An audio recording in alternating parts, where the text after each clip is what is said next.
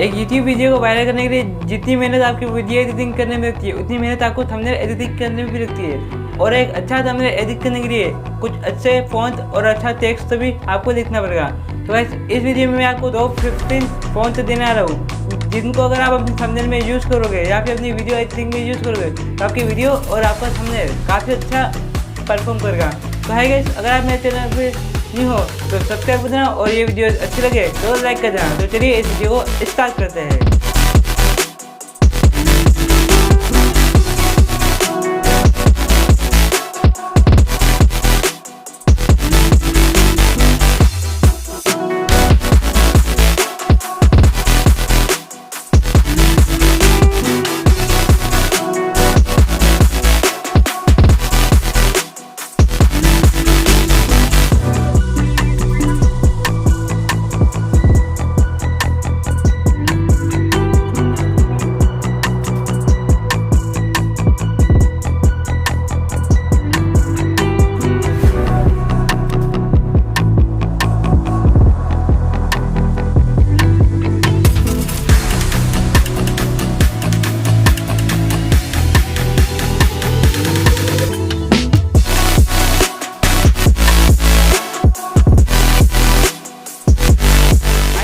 आपको ये वीडियो अच्छी लगी हो, अगर आपको ये वीडियो अच्छी लगी हो तो इस वीडियो को लाइक कर देना और चैनल पर न्यू हो तो सब्सक्राइब कर देना।